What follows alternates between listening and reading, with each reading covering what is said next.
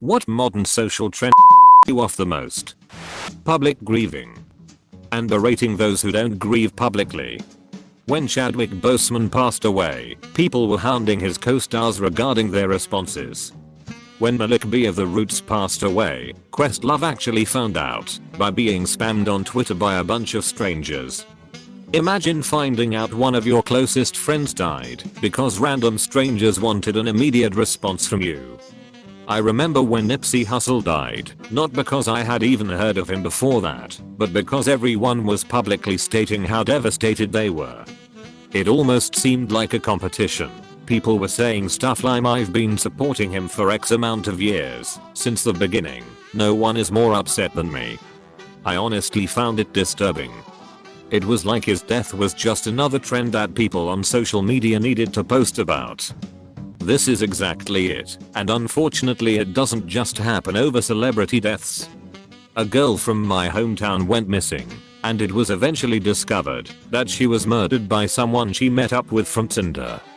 I was very good friends with her younger brother when we were kids, so I knew the family very well. As soon as a story made national news, everyone from my hometown started posting memoirs, even those who never knew her, and it became a one-upping competition like you mentioned. The family remained silent, and the brother I was friends with deactivated all his social media because people kept posting about her for months. It becomes almost at a point, constantly being reminded of your family member's traumatic death by people you barely know pretending to care about them. It's disgusting to see people use tragedy to fish for likes so they can feel validated. By the way guys, if you are enjoying this video so far, don't forget to like this video and subscribe to the channel. It will help us out quite a bit, and if you don't enjoy the videos in the future anymore, you can always unsubscribe. Let's get back to the video. How everything needs to be on social media. I have to explicitly say to family members, please don't put this on social media at family events etc. As an example, trying to post that I had gotten engaged on Facebook before I'd even got to tell close family and friends who weren't actually there. Then getting defensive when you say, "Can you not post that please?" I think that's what annoys me more, the entitlement of people. Like they have the right to post it, and how dare you tell me not to? Legal or not, I really don't think people have a right to publish recorded content featuring my face or anyone else they want. The argument I get is "it's my Facebook." Well, that may be Auntie Jill, but it's my face and life, and I don't want all the random strangers you accept invites from knowing my life. My argument to this is, sure, that's fair, but if you're going to post pictures from personal events that I invited you to, then guess who's not going to get invites anymore? That seems to get the message across. Had this one among my extended family too. It makes my blood boil at the fact that they are just invited and have no contribution to the event whatsoever aside from just being there, and yet would get mad at us for not uploading the pictures fast enough on Facebook. Why aren't you uploading the pictures yet? I have to tag myself so that my friends can see. If you're not going to upload the pictures after 2 PM, I'm going to upload my pictures. FFS Santo, it's Uncle D's funeral, and we are busy handing out food to the guests. Making young children into social media stars. It's fine to share pictures of your kids with friends, but aggressively documenting and marketing your family life for the public at large is creepy. Whenever I see toys at Walmart about that Ryan kid, I just get sad and hope he's as happy as he's portrayed on the box, because I don't think he is. I'm glad I have no idea who this is.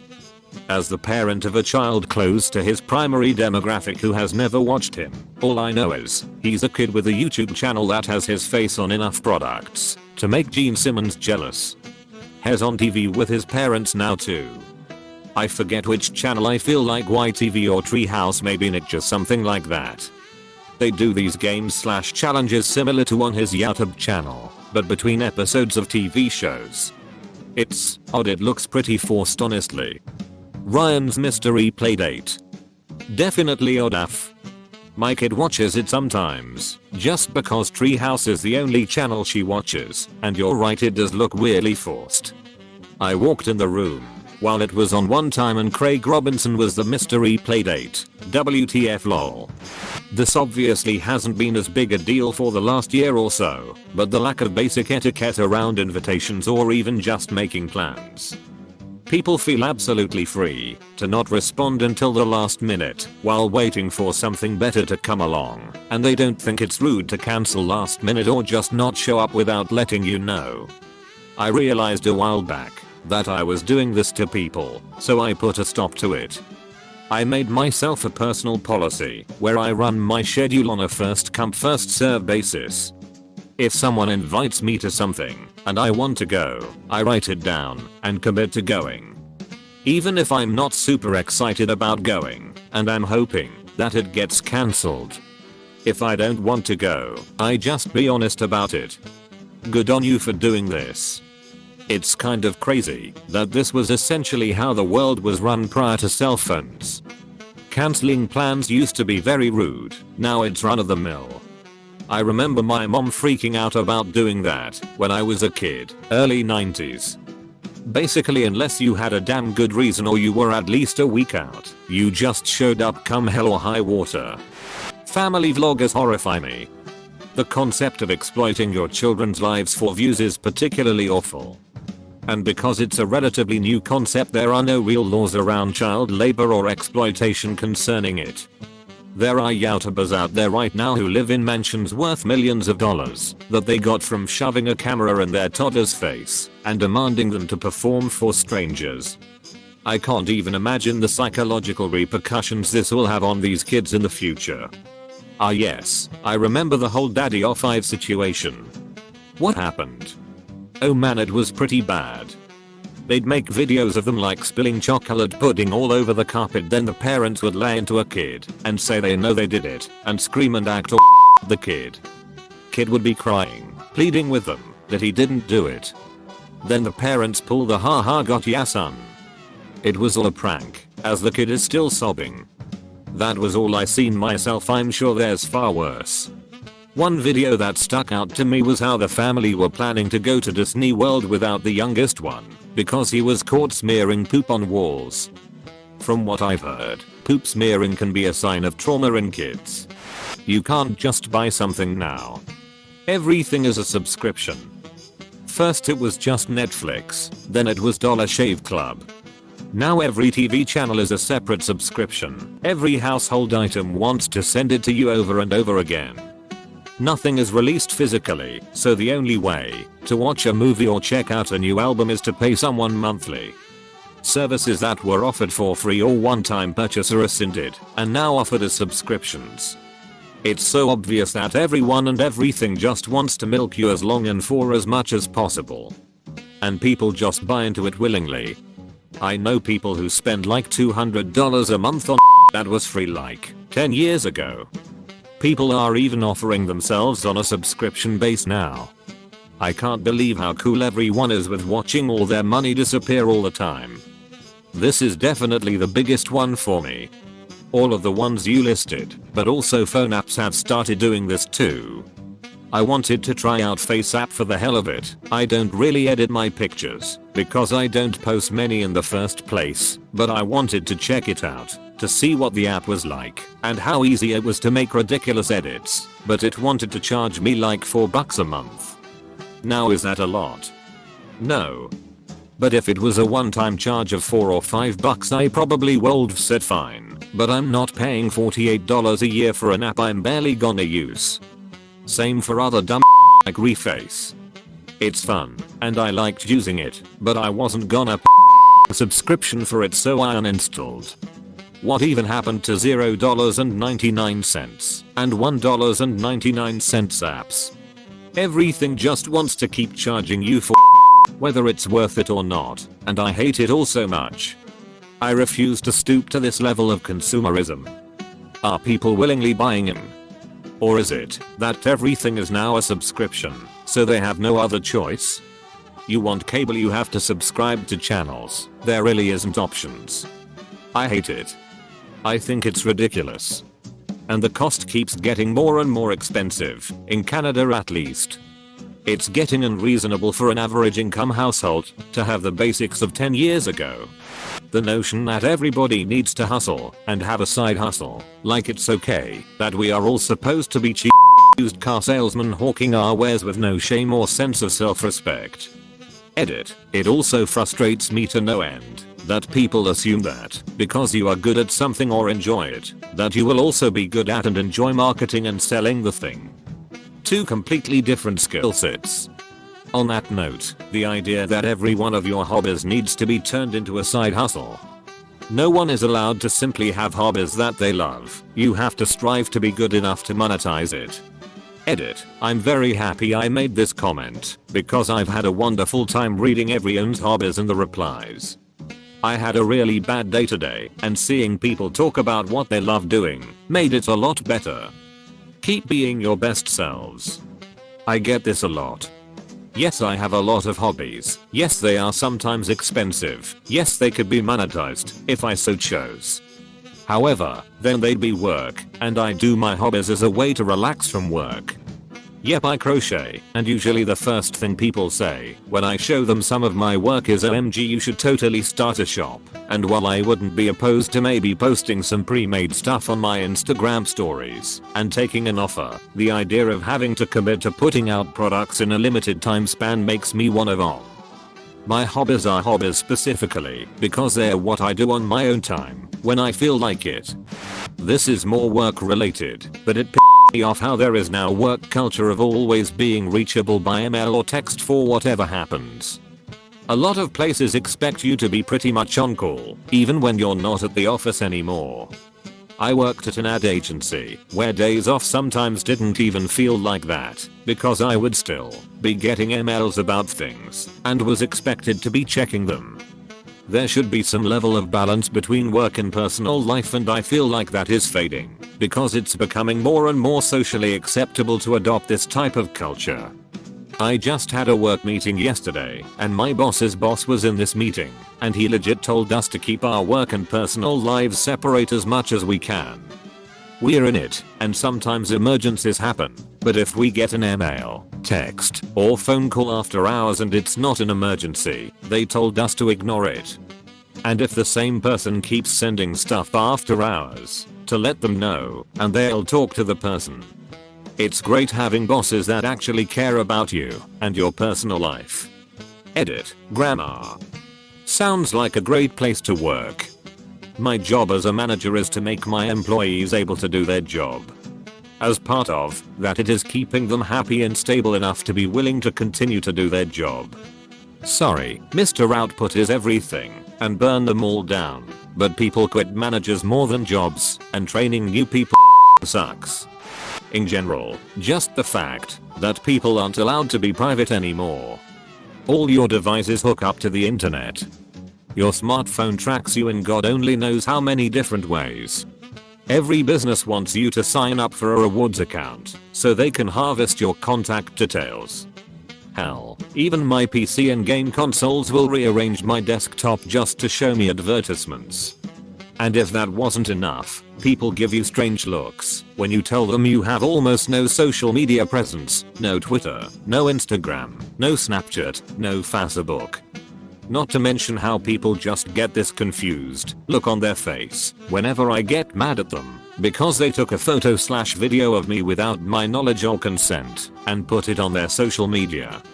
Honestly, it shocks me to see how little people care that privacy is disappearing. Along with this, the right to be unavailable to people. You don't answer immediately, people freak out about it. Used to be, if you phoned someone and they weren't home, you would check back in the evening or tomorrow. I just found myself apologizing to someone the other day because I didn't have my phone on me when they texted and I didn't respond for a few hours later.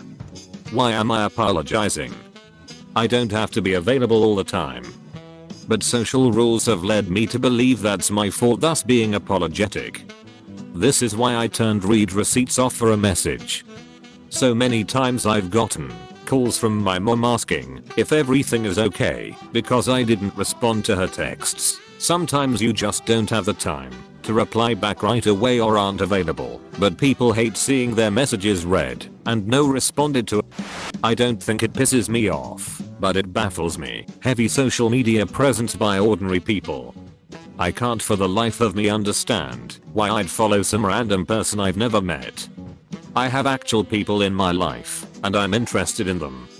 A couple of days ago, I first heard the term momfluencers. Really? Why would I base my children's upbringing on the opinions of some twit whose main attribute is the fact that she has time to do this? I have minimal social media presence, because why would anybody care to follow me? This isn't low self-esteem, it's just reality. I'm a completely normal, average person and I know it. I don't fool myself into thinking the world at large would benefit from knowing what I think or do on any given day. I don't know if social media creates narcissistic people or if it just reveals them. Thanks for the awards. On the flip side, I'm in a very niche hobby and followed many people from it for hobby related reasons. It has made me like many people related in this hobby even more so. This is what I like about Reddit. I can follow my hobbies/interests without following individuals I don't actually care about. I don't care what's going on in your life, but I want to read all about what you're crocheting, baking, growing. I'm new to foraging wild mushrooms, so it's handy to see Instagram posts from others in my general region to get a sense of what I should be looking for any given week. Nobody is allowed to have hobbies anymore. If it's not a hustle, you should be doing something else according to society. It's infinitely frustrating. When I get off work, I'm going to play some damn video games and relax. I'm not going to worry about my side hustle. I love it when these entrepreneur pages post like, don't forget friends and family, they are more important than anything else. And on the next day they post something like, surround yourself only with hustlers and work 100 hours a week. And don't party like your loser friends on weekend, just work. Like, my friends should not be my friends if they don't always talk about money, or what? My favorite thing from those pages is there's a reason a Bugatti only has 2 seats and a bus has 40. Like what? Well, one is a luxury sports car and the other is mass transit, so they are not really similar. I'm exhausted with how vapid and fake social media is.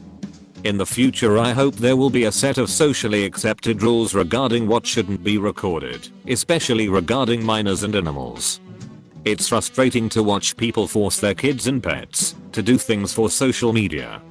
One of the last straws on Facebook for me was my husband's friend posting a video of his 6-year-old son asking very pointed and loaded questions to try to perpetuate his own political views and agenda. It was so sad and repulsive.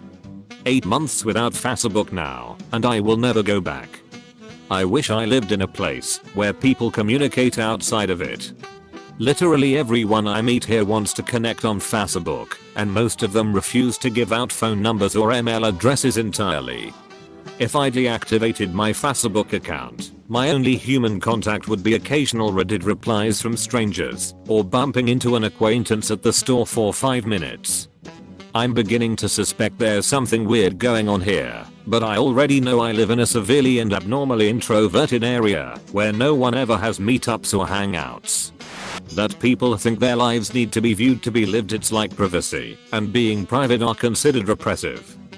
People are always online, posting about their lives, and everyone wants validation about every aspect of their lives. Just live back, quote M. Lots of wholesome moments that get filmed and eventually make it to the top page of Reddit are nice, but at the same time I wonder, was filming and sharing with the world really the best thing? Like maybe it was, and I'm not particularly against it, but it seems like if I was going to reunite with my dad after 20 years, or I was meeting my friend from war after having been estranged for 30 years, might just be better to have it as a special moment that happened to us. Not sure it requires documentation to send to people on Instagram. In a way it seems to cheapen the whole thing. The adoption ones make me cringe. I know it's an awesome thing to do, I'm adopted. But sheesh, recording a kid being told they'll be adopted feels so wrong. What an intimate moment. Oh, if only children cannot give consent extended to posting pictures and videos of them online that they very likely will never be able to completely scrub away. But if I ever mention anything like this around most people, they don't take it well. The vast majority of parents view their children as property. And not even something like 60% of them or something. It's more like 80 to 90%. People recording themselves doing charitable acts like buying a meal or giving money to a homeless person. I can assure you that person does not want their face all over social media, so you can get clout for being a good charitable person. Sure, do a good thing like helping the less fortunate, but you don't need to record it and have their face all over social media. Same recording people having really emotional moments and putting it online, like those videos of long separated relatives being reunited where they're crying and some person is filming it to put on Twitter. Weird and invasive as hell. My own mother recorded me having a legitimate anxiety attack going up a steep mountain in our car. I grew up somewhere very flat and was irrationally scared to death that we were going to roll off the side of the mountain. I thought death was imminent, type of panic attack. She had the audacity to ask me if she could post it on Facebook once we reached the summit, and I calmed down out of the car. She thought it was hilarious. If my mother recorded me having a panic attack, that would seriously damage my relationship with her. That's not like recording someone watching a horror film or something. She thought I was joking and kept trying to get me to look out the window too. IDK how she thought I was faking it when I was legitimately hyperventilating and bawling my eyes out. She's honestly not usually that awful, but she does have a really bad social media. The fact that if you don't have Instagram and don't document your whole entire existence, you're a nobody and don't have a life and live under a rock. Excuse me, but since I deleted social media accounts, my life seems way more fulfilling and enjoyable than having to worry about how many people views my story and liked my photo of what dirt I ate for breakfast. Edit. I feel like I have specified myself by social media, or I of course meant Instagram, Facebook, Snapchat, TikTok, Twitter. Reddit in my opinion is an anonymous platform to read certain informations, and yes, still social media, so I'm unbelievably truly sorry for the horrible misunderstanding. Agreed. One of my friends literally said I have no life for not posting stories on Instagram, and that's stupid. That's pretty dumb. I had Insta for about 6 months, years ago. I didn't get the appeal at all. It's just people posting pictures trying to get attention from everyone. I also didn't get the appeal to Twitter back in the day, despite trying it out. Now I look at it as an even worse dumpster fire than Reddit and even Facebook half the time. Being on social media has progressively gotten worse, not better, over time. I'm glad I cut back on all of it. I feel like social media is a tool, and it's sort of up to us to choose how to use it. I find a lot of cool stuff related to my hobbies on Instagram, Facebook, and Reddit, so I enjoy using those apps, but I can see how it can be unnecessary stress for other people, and why they might opt not to participate in social media. Going on vacation for the evidence, not the experience.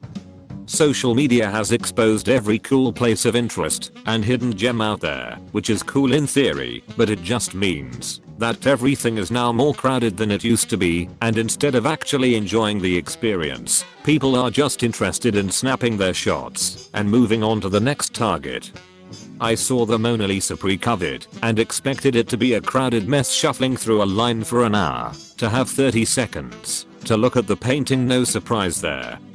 But it was depressing to see most people get to the painting, turn around and take a selfie, and move on without another glance. They only saw the painting through their phone screen. I was in Japan in 2019 and went to the Tokyo Museum. It was so full of mainland Chinese tourists taking a photo of every single item that you couldn't stop and enjoy the art. If you stopped, you were either literally shoved out of the way by someone or had 30 people holding their phones out taking photos. Got to the point where the only way I could see anything was by taking a photo and looking at it over my lunch later.